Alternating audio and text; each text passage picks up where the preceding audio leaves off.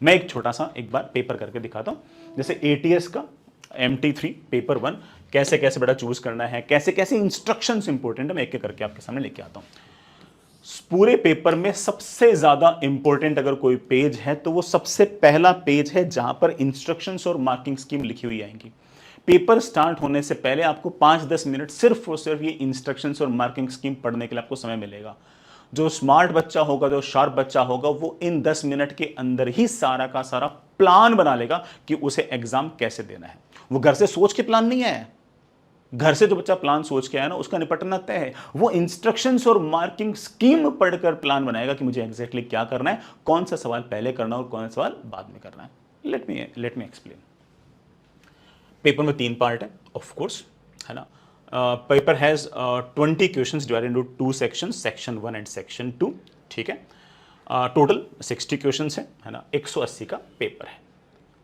पहले 10 क्वेश्चन जो है वो सिंगल डिजिट इंटीजर है, बढ़िया, सिर्फ आंसर 0 से 9 है, सिंगल डिजिट, ठीक है, विथ, ठीक है ना। If you answer is 5 then answer response is 5, if answer is -5 तो -5 पुट करना है। इंस्ट्रक्शन में लिखा हुआ है, बच्चा पूछता है सर आंसर -5 आगे क्या लिखूं, इंस्ट्रक्शन में लिखा है उसको फॉलो करो। आगे चलते बेटा, नेक्स्ट इज अगर आपका ऑप्शन सही हुआ तो +3 मिलेंगे, अगर गलत हुआ तो आपको -1 मिलेंगे। आपने इंस्ट्रक्शन ढंग से पढ़ लिए और आप थोड़े बहुत बिल्कुल एक्साइटेड हो गए, इंटीजर है और इंटीजर है तो कैलकुलेशन इजी होगी। डेसिमल वाले सवाल अगर मान लो मुझे बनाना होगा, मैं फटाक से बना दूंगा, लेकिन इंटीजर वाला अगर सवाल बनाना होगा तो ऑफकोर्स मैं जो वैल्यूज दूंगा वो इस तरह से दूंगा कि फाइनल आंसर इंटीजर आए, और जब फाइनल आंसर इंटीजर आएगा तो ऑफकोर्स मुझे वैल्यूज थोड़ी सी आसान देनी पड़ेगी। तो ऑब्वियस बात है कि इंटीजर वाला जो सवाल होगा वो रिलेटिवली आसान होगा कैलकुलेशन के अंदर एज कंपेयर टू कोई भी ऐसा सवाल जिसमें डेसिमल के बाद 2 डिजिट्स अलाउड या डेसिमल के बाद 3 डिजिट्स अलाउड होंगे। समझिए इस बात को, मैं बात क्यों बता रहा हूं, क्योंकि अब मुझे ये सवाल करना पहले है या बाद में इस बात का फर्क पड़ेगा। नेक्स्ट इज 10 सवाल है ना, 4 ऑप्शंस हैं ABCD, ओनली 1 इज करेक्ट, और +3 -1। जैसे ये इंस्ट्रक्शन पढ़ी मैं समझ गया कि पेपर 1 तो बिल्कुल आसान है पैटर्न के हिसाब से, पहले वाले भी इंटीजर हैं और दूसरे वाले भी SCQ हैं, ये पैटर्न तो बहुत आसान लग रहा है मेरे को तो यार। और इन दोनों में से अगर मुझे चूज करना होता, मैं अपनी बात कर रहा हूं, इंडिविजुअली मेरी बात कर रहा हूं, मुझे ऐसा लगता है कि मेरे को शायद SCQ से ज्यादा मुझे ऐसा लगता है कि SCQ में ज्यादा अच्छे से कर पाऊंगा, तो मैं शायद जाऊंगा एक बेटा किससे, SCQ के। अब मैं चलता हूं, मैंने क्या किया, मैंने यहां पर रेड करके मैं आगे चला गया, ठीक है। ये पहला सवाल, ये बेटा सवाल स्टार्ट हो गए, 1 2 3 4 यहां से चलते चलते सारे सवाल स्टार्ट हो गए। मैंने कहा ना कि मेरा थोड़ा सा इंक्लिनेशन SCQ की तरफ है, तो मैं जाऊंगा ही सीधे बेटा किसके, 11th क्वेश्चन पे, क्योंकि मैं सवाल छांटने के लिए मैं पैटर्न छांट रहा हूं कि मैं SCQ के साथ कंफर्टेबल हूं, मैं सिंगल चॉइस क्वेश्चन के साथ ज्यादा कंफर्टेबल हूं। मैंने क्लिक ही 11वां क्वेश्चन किया है, इसका मतलब ये बिल्कुल नहीं कि इंटीजर नहीं करूंगा, बाद में करूंगा। SCQ पढ़ते पढ़ते बड़े आराम से, अब मैं एक बार अगेन मैं थोड़ा बताता हूं, ये सवाल मैं बहुत ही क्लियरली बोल रहा हूं, मैंने पहले से नहीं पढ़ रखा है, मैं आपके सामने पढ़ रहा हूं, सुनना।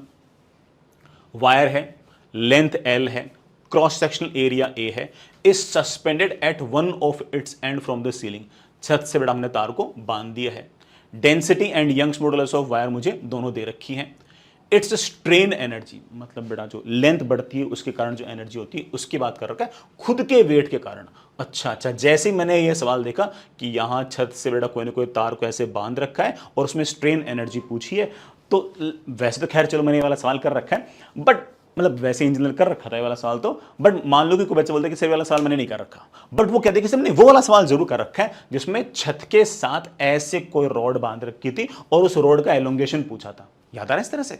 तो बोलेगा कि यार सर उसमें क्या क्या था कि उससे मैं x डिस्टेंस पे गया था, dx एलिमेंट गया था और उस dx एलिमेंट की छोटी सी कुछ ना कुछ लेंथ बढ़ी थी और वो यंग्स मॉडुलस का फॉर्मूला लगाकर इसकी एलोंगेशन कितनी हुई वो निकाल ली और फिर इंटीग्रेट करके मेरा आंसर आ गया था। जिस बच्चे ने वो वाला सवाल कर रखा है वो बच्चा सवाल पढ़ते पढ़ते ही समझ चुका कि ये वाला सवाल भी वैसे हो जाएगा और बोलेगा कि सर ये जो स्ट्रेन एनर्जी या फिर इलास्टिक पोटेंशियल एनर्जी होती है इसके सर 2 फॉर्मूले होते हैं, वैसे खूब सारे होते हैं, half into stress into strain into volume या फिर हाफ इंटू स्ट्रेस का square upon Young's modulus into volume. तो बच्चा बोलेगा सर कर लूंगा और एग्जैक्टली उसी तरह से कर लूंगा जिस तरह से वाला सवाल किया था कि यहां छत से मैंने रॉड लगा रखी है, x डिस्टेंस पे छोटा सा एलिमेंट लूंगा, वहां पर स्ट्रेस लिख दूंगा, स्ट्रेस आएगी टेंशन अपॉन एरिया, टेंशन सिर्फ और सिर्फ इससे कारण mg, और जो छोटी सी dx लेंथ है उसमें कितनी इलास्टिक पोटेंशियल एनर्जी वो लिख दूंगा, हाफ इंटू जो टेंशन अपॉन एरिया का whole square upon Young's modulus into इस छोटे से हिस्से का वॉल्यूम आएगा a इंटू dx, इंटीग्रेट कर दूंगा कहां से कहां तक, 0 से लेके l तक, बड़े आराम से मेरा आंसर आ जाएगा। समझ रहे इस बात को? तो मैंने पेन नहीं चलाया, मैंने बिना पेन चलाए दिमाग में ही सोच लिया कि क्या करना है। और अगर किसी बच्चे ने ये वाला सवाल नहीं कर रखा, सिर्फ और सिर्फ एलोंगेशन वाला सवाल कर रखा है, वो भी सारी की सारी बातें मनी मन सोच सकता है। अब सारी बातें मनी मन सोच ली, अब पेन चला लो, अब पेन चला लो, अब हो जाएगा सवाल, क्यों नहीं होगा?